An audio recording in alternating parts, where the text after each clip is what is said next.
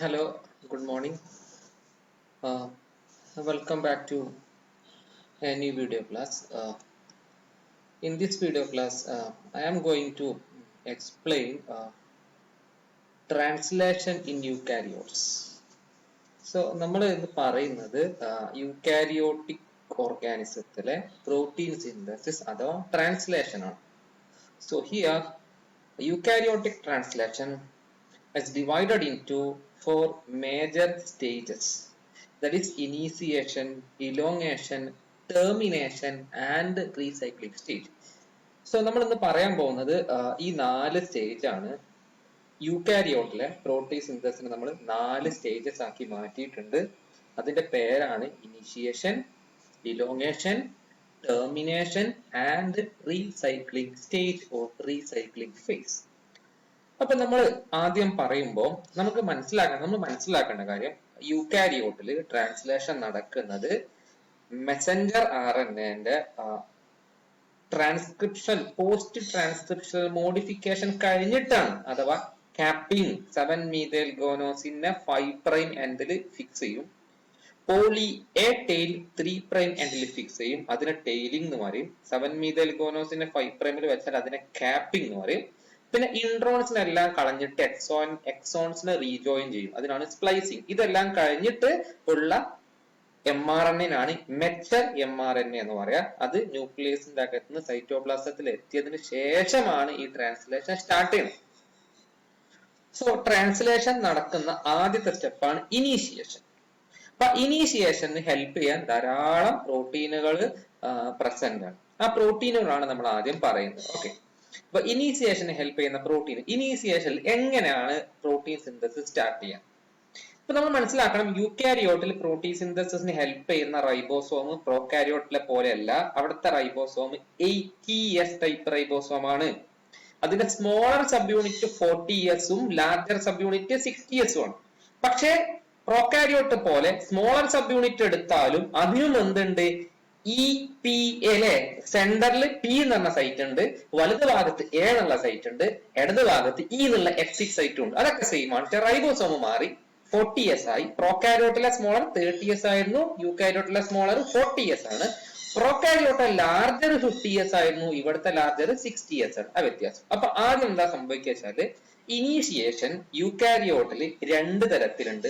ഒന്ന് cap dependent initiation ഉണ്ട്, cap independent initiation ഉണ്ട്. ഞാൻ ആദ്യം പറഞ്ഞത് ക്യാപ്പ് ഡിപ്പെൻഡന്റ് ഇനീഷിയേഷൻ. അപ്പൊ ക്യാപ്പ് ഡിപ്പെൻഡന്റ് ഇനീഷിയേഷൻ എന്ന് പറയുന്ന യൂക്കാരിയോട്ടിലെ പ്രോട്ടീൻ സിന്തസിന്റെ ഇനീഷിയേഷൻ എടുത്തില്ല. അവിടെ ആദ്യം സംഭവിക്കാം, ലീനിയർ ആണ് മെസഞ്ചർ RNA യൂക്കാരിയോട്ടിൽ അല്ലെ. ആ മെസഞ്ചർ RNA ആദ്യം സർക്കുലറൈസ് ചെയ്യും. അതെങ്ങനെയാ സർക്കുലറൈസ് ചെയ്യണം നോക്കിയേ. അതിന് സർക്കുലറൈസ് ചെയ്യുന്ന ആളാണ് ഒരാളാണ് ആര്? Eukaryotic initiation factor. അതിനെ ഷോർട്ട് ആക്കിയാണ് നമ്മൾ EIF. E എന്ന് പറഞ്ഞാൽ യൂക്കാരിയോട്ടിക്, I എന്ന് പറഞ്ഞാൽ ഇനീഷിയേഷൻ, F എന്ന് പറഞ്ഞാൽ ഫാക്ടർ. അപ്പൊ എന്താ വായിക്കുക? Eukaryotic initiation factor. 4E eukaryotic initiation factor. 4E എന്ന് പറയുന്ന ഒരു പ്രോട്ടീൻ ഉണ്ട്. അത് എവിടെ വന്ന് ബൈൻഡ് ചെയ്യും? മെസഞ്ചർ RNA 5' എൻഡിലുള്ള ക്യാപ്പ് 7-methyl ഗോനോസ് എന്ന് പറഞ്ഞ ക്യാപ്പിൽ വന്ന് ബൈൻഡ് ചെയ്യും. അത് ഈ ഡയഗ്രത്തിൽ നിങ്ങൾക്ക് കാണാം. യൂക്കാരിയോട്ടിക് ഇനീഷിയേഷൻ ഫാക്ടർ 4E ഈ മഞ്ഞ കളർ ക്യാപ്പിന് മേലെ വന്ന് ബൈൻഡ് ചെയ്ത്. ഒന്ന്. രണ്ടാമത്തെ പോളി എ ടെയിൽ കാണാമെങ്കിൽ പച്ച കളർ ഷെയ്ഡിനുള്ളിൽ കാണാം പോളി എ ടെയിൽ. അതാണ് ടെയില്. അപ്പൊ ക്യാപ്പിൽ ആരാ വന്നേ? യൂക്കാരിയോട്ടിക് ഇനീഷിയേഷൻ ഫാക്ടർ 4E വന്ന്. ടെയിലിൽ ആരാ വന്ന നോക്കിയേ? പോളി എ ടെയിലിനെ പൊതിഞ്ഞ് അതിനെ പ്രൊട്ടക്ട് ചെയ്തിട്ട് ഒരു പ്രോട്ടീൻ ഉണ്ട്. അതിന്റെ പേരാണ് poly A binding protein, PABP. അതിന്റെ full form poly A binding protein, PABP. ആ PABP-യില് ആര് വന്ന് ബൈൻഡ് ചെയ്യും നോക്കി? ആ PABP എന്ന് പറയുന്ന പ്രോട്ടീൻ എടുത്ത അല്ലെ, അവിടെയുണ്ട്. ആ PABP എന്ന് പറഞ്ഞ പ്രോട്ടീനെ അതിന്റെ മേലെ PABP എന്ന് പറഞ്ഞ പ്രോട്ടീനെയും യൂക്കാരിയോട്ടിക് ഇനീഷിയേഷൻ ഫാക്ടർ E എന്ന് പറയുന്ന ക്യാപ്പിന്റെ മേലെ ബൈൻഡ് ചെയ്ത പ്രോട്ടീനെയും തമ്മിൽ പരസ്പരം കണക്ട് ചെയ്യാനാണ് ആരുള്ളത്? Eukaryotic initiation factor 4G, EIF 4G. അപ്പൊ EIF4Gന്റെ പണി എന്താ? PABP എന്ന് പറഞ്ഞ ക്യാപ്പ് ബൈൻഡിങ് പ്രോട്ടീൻ, ടെയിൽ അല്ലെ, tail binding protein, poly A binding protein, ടെയിലിനെ ബൈൻഡ് ചെയ്യുന്ന പ്രോട്ടീനെയും അതുപോലെ ക്യാപ്പിനെ ബൈൻഡ് ചെയ്യുന്ന പ്രോട്ടീനാണ് EIF4. അതിനെ തമ്മിലും പരസ്പരം കണക്ട് ചെയ്യുന്ന പ്രോട്ടീനാണ് ആര്? EIF4G. അതൊന്ന് കണക്ട് ചെയ്യുമ്പോൾ ലീനിയർ ആയിട്ടുള്ള mRNA അപ്പൊ എന്തായി? സർക്കുലർ ആയ mRNA ആയി. അതാണ് അവിടുത്തെ ആദ്യത്തെ റോള് കണ്ടോ.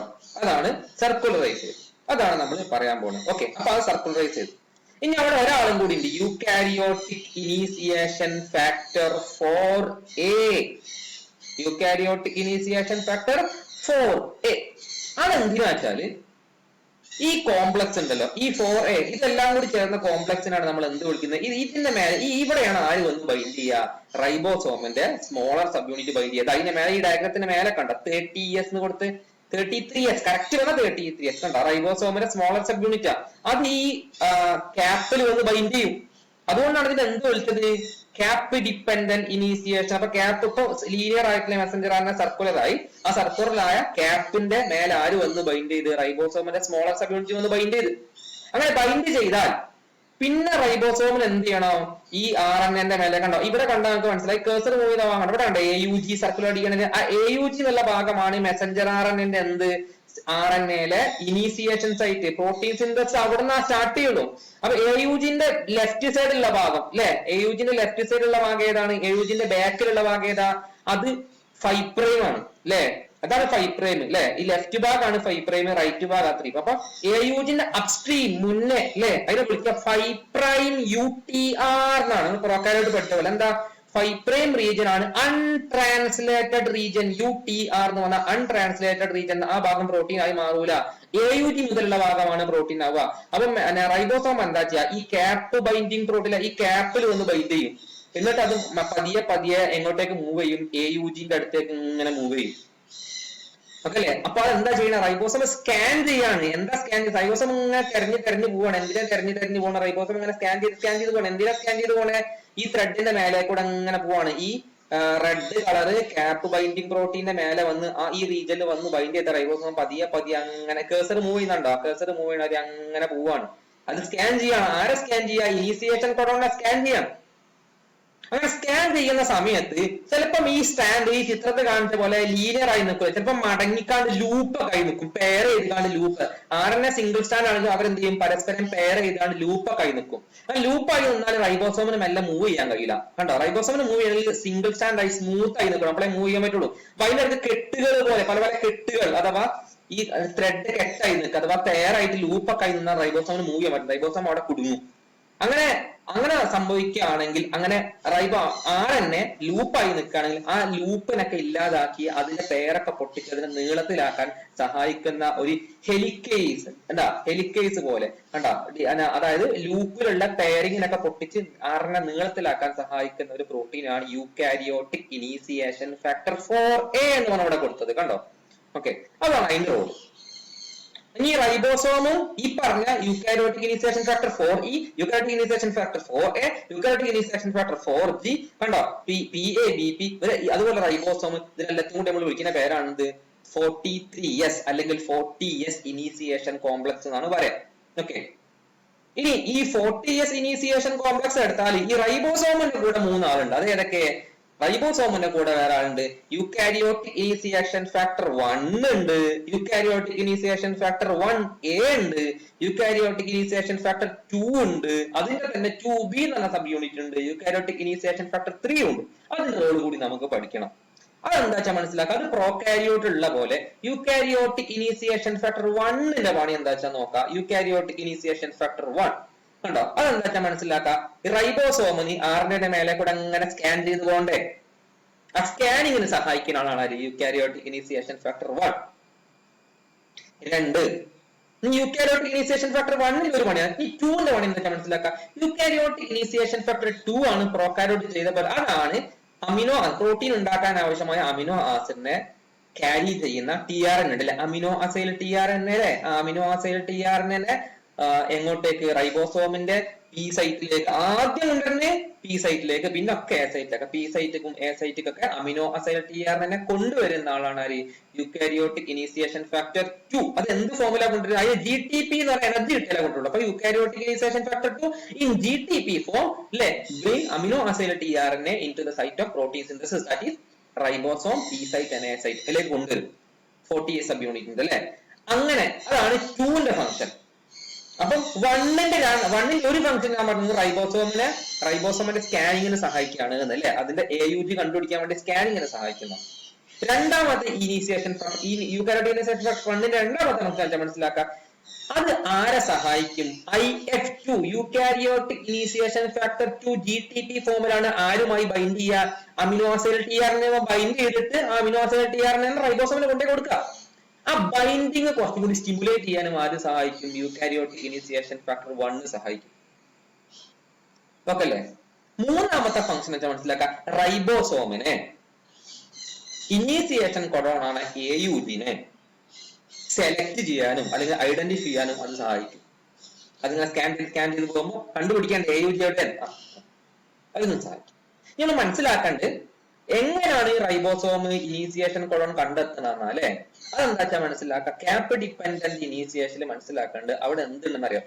കൊസാക് സീക്വൻസ് എന്ന സീക്വൻസ് ഉണ്ട്. അതായത് AUG-ന്റെ തൊട്ട് മുന്നേ ഇനീസിയേഷൻ കൊഡോണിന്റെ തൊട്ട് മുന്നേ എന്തുണ്ട്, അല്ലെങ്കിൽ ഇനീസിയേഷൻ കൊഡോൺ ഉൾപ്പെട്ട ഒരു സ്പെസിഫിക് ആയ സീക്വൻസ് ആണ് എന്ത്?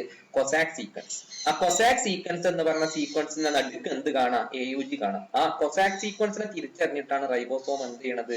നമ്മള് പ്രോകാരിയോട്ട് പഠിച്ചില്ലേ, ചൈൻഡാൽഗർണോ സീക്വൻസ് ഉണ്ടെന്ന്, അതേപോലെ ഇവിടെ ഉള്ള സീക്വൻസ് ആണ് കൊസാക് സീക്വൻസ്. കൊസാക് സീക്വൻസ് എന്ന ഒരു പെർട്ടിക്കുലർ സീക്വൻസ്, അതിന്റെ നടുക്കുള്ള 3 സീക്വൻസ് ആണ് AUG. കണ്ടോ? അപ്പൊ ഇനീസിയേഷൻ കൊഡോൺ ഉൾപ്പെട്ട ഒരു സ്പെസിഫിക് ആയ സീക്വൻസ് ആണ് കൊസാക് സീക്വൻസ് എന്ന് പറയാ. ആ സീക്വൻസിനാണ് ആര് തിരിച്ചറിയാ? റൈബോസോം സ്കാൻ ചെയ്ത് ഇങ്ങനെ പോകുമ്പോൾ തിരിച്ചറിയാം. ആ കൊസാക് സീക്വൻസിൽ റൈബോസോമിന്റെ പി സൈറ്റ് കറക്റ്റ് മാച്ച് ആവുമ്പോഴാണ് പ്രോട്ടീൻ സിന്തസിസ് സ്റ്റാർട്ട് ചെയ്യുക. അപ്പൊ പി സൈറ്റ് കറക്റ്റ് മാച്ച് ആയ ആ പി സൈറ്റിലേക്ക് eukaryotic initiation factor 2 in GTP form ആരെ കൊണ്ടുവരും? അമിനോ അസൈൽ ടിആർഎൻഎ കൊണ്ടുവരും. ഏത് അമിനോ അസൈൽ ടിആർഎൻഎ ആയിരിക്കും അത്? മിഥ്യോനൈൽ അമിനോ അസൈൽ ടിആർഎൻഎ ആയിരിക്കും. കണ്ടോ? അതായത് ആദ്യത്തെ അമിനോ ആസിഡ് എപ്പോഴും ഏതായിരിക്കും? മിഥ്യോനൈൽ ആയിരിക്കും അല്ലെ? ഓക്കെ, അതിന്റെ സീക്വൻസ് ഏതായിരിക്കും? UAC എന്നായിരിക്കും. മിഥ്യോനൈൽ AUG അല്ലേ? അപ്പൊ ഇതിന് സമാനമായ ടിആർഎൻഎ എടുത്ത് അതിന്റെ ആന്റികോഡോൺ ലൂപ്പിൽ എന്താ ഉണ്ടാവുക? UAC. അതൊക്കെ പ്രോകാരിയോട്ട് പറഞ്ഞ പോലെയാണ്. അപ്പൊ ഇനീസിയേഷൻ ഫാക്ടർ 1 ആയി അല്ലെ? 3 ഫംഗ്ഷൻ ആയി. 2ന്റെ ഫംഗ്ഷൻ പറഞ്ഞ് ഇനീസിയേഷൻ ഫാക്ടർ 1A ഉണ്ട്. അതെന്താ? അത് 1നെ സപ്പോർട്ട് ചെയ്യാന്ന്. ഇനി യൂക്കാരിയോട്ടിക് ഇനീസിയേഷൻ ഫാക്ടർ 2B ഉണ്ട്. 2B എന്താ ചെയ്യാ മനസ്സിലാക്കുക. ഞാൻ പറഞ്ഞു യൂക്കാരിയോട്ടിക് ഇനീസിയേഷൻ ഫാക്ടർ 2 GTP ഫോമിലാണ് amino acyl tRNA റൈബോസോമിന്റെ P സൈറ്റിലേക്ക് may സൈറ്റിലേക്ക് അങ്ങനെ കൊടുക്കുക. അവിടെ കൊടുത്തു കഴിഞ്ഞാൽ എന്താ സംഭവിക്കാന്നറിയോ? റൈബോസോമിന്റെ ലാർജർ സബ് യൂണിറ്റ് എന്ത് ചെയ്യും? വന്ന അമിനോ അസൈൽ ടിആർഎൻഎനെയും കൊണ്ടുവന്ന യൂക്കാരിയോട്ടിക് ഇനീസിയേഷൻ ഫാക്ടർ 2 GTP ഇല്ലേ, അതിനെ കൺവേർട്ട് ചെയ്ത് എന്താക്കി മാറ്റും? യൂക്കാരിയോട്ടിക് ഇനീസിയേഷൻ ഫാക്ടർ 2 GDP ആക്കി മാറ്റും. അങ്ങനെ GDP ആക്കി മാറ്റുമ്പോൾ അവരെന്താ ചെയ്യുക? ആ യൂക്കാരിയോട്ടിക് ഇനീസിയേഷൻ ഫാക്ടർ 2 GDP ആയി മാറുമ്പം സ്വാഭാവികമായിട്ടും മുന്നേ GTP ആയി നിന്ന ആള് അമിനോ അസൈൽ ടിആർഎൻഎ റൈബോസോമിന് കൊടുത്തിട്ട് അത് തിരിച്ചു പോകും. അപ്പൊ തിരിച്ചു പോകുമ്പോ യൂക്കാരിയോട്ടിക് ഇനീസിയേഷൻ ഫാക്ടർ 2 GTP ഫോമിൽ പോയി അമിനോ അസൈൽ ടിആർഎൻഎ കൊണ്ട്. അമിനോ അസൈൽ ടിആർഎൻഎ അവിടെ കൊടുക്കാൻ വേണ്ടി റൈബോസോമിന്റെ ലാർജർ സബ് യൂണിറ്റ് എന്ത്? യൂക്കാരിയോട്ടിക് ഇനീസിയേഷൻ ഫാക്ടർ 2 GTP-നെ GDP ആക്കിയപ്പോൾ അയാള് അമിനോ അസൈൽ ടിആർഎൻഎ റൈബോസോമിന്റെ അവിടെ വിട്ടിട്ട് അയാൾ ഇങ്ങോട്ട് പോകുന്നു. ഇനി തിരിച്ച് സൈറ്റോപ്ലാസത്തിൽ എത്തിയാൽ യൂക്കാരിയോട്ടിക് ഇനീസിയേഷൻ ഫാക്ടർ 2 GDP ആണ്. അതിനടുത്ത് അമിനോ അസൈൽ ടിആർഎൻഎ കൊണ്ടുവരാനുള്ള കഴിവില്ല. അപ്പോഴാണ് യൂക്കാരിയോട്ടിക് ഇനീസിയേഷൻ ഫാക്ടർ 2B എന്ത് ചെയ്യും? ആ GDP ഫോമിൽ നിൽക്കുന്ന യൂക്കാരിയോട്ടിക് ഇനീസിയേഷൻ ഫാക്ടർ 2 ഇല്ലേ, അതിനെ GDP ഫോമിൽ നിന്ന് വീണ്ടും എന്താക്കും? GTP ആക്കി മാറ്റും. അപ്പൊ അയാൾക്ക് പവർ കിട്ടി. അപ്പൊ അയാൾ എന്താ ചെയ്യാ? വീണ്ടും അടുത്ത അമിനോ അസൈൽ ടിആർഎൻഎയുമായി ബൈൻഡ് ചെയ്തിട്ട് വീണ്ടും എങ്ങോട്ടേക്ക് പോകും? പ്രോട്ടീൻ ഉണ്ടാക്കുന്ന റൈബോസോമിലേക്ക് പോയിട്ട് അടുത്ത അമിനോ അസൈൽ ടിആർഎൻഎ അവിടെ വെച്ചു കൊടുക്കുമ്പോൾ വീണ്ടും റൈബോസോമിലെ ലാർജർ സബ് യൂണിറ്റ് എന്താ ചെയ്യുക? ആ GTP-നെ GDP ആക്കി മാറ്റുമ്പോൾ അതുകൊണ്ട് ഇറങ്ങിപ്പോലും ആരവിടെ വെക്കും? അമിനോ അസൈൽ ടിആർഎൻഎ അവിടെ കൊടുത്തിട്ട് അയാൾ GDP ആയിട്ട് തിരിച്ചു വരും. വീണ്ടും ഈ യൂക്കാരിയോട്ടിക് ഇനീസിയേഷൻ ഫാക്ടർ 2B എന്ത് ചെയ്യും? അതിനെ GDP ആക്കി മാറ്റും. അതാണ് ഇവിടുത്തെ പ്രോസസ്. ഓക്കെ, എന്നാൽ യൂക്കാരിയോട്ടിക് ഇനീസിയേഷൻ ഫാക്ടർ 3 ഉണ്ട്. അതിന്റെ പണി എന്താ വെച്ചാൽ മനസ്സിലാക്കുക. അത് റൈബോസോമിലെ സ്മോളർ സബ് യൂണിറ്റിൽ ഉണ്ടാവും. അതാണ് സ്റ്റാർട്ടിങ്ങിൽ മെസഞ്ചർ ആറിന്റെ മേലെ ക്യാപ്പിൽ ആര് മാത്രമേ വരുന്നുള്ളൂ? റൈബോസോമിന്റെ സ്മോളർ സബ് യൂണിറ്റ് മാത്രമേ ഉള്ളൂ. ഓക്കെ, ആ സമയത്ത് ലാർജർ സബ് യൂണിറ്റിനെ അവിടെ വരാതിരിക്കാൻ ഹെൽപ്പ് ചെയ്യുന്നത് യൂക്കാരിയോട്ടിക് ഇനീസിയേഷൻ ഫാക്ടർ 3. അത് പ്രോകാരിയോട്ടിലും അതേ മെക്കാനിസം തന്നെയാണ്. ഓക്കെ.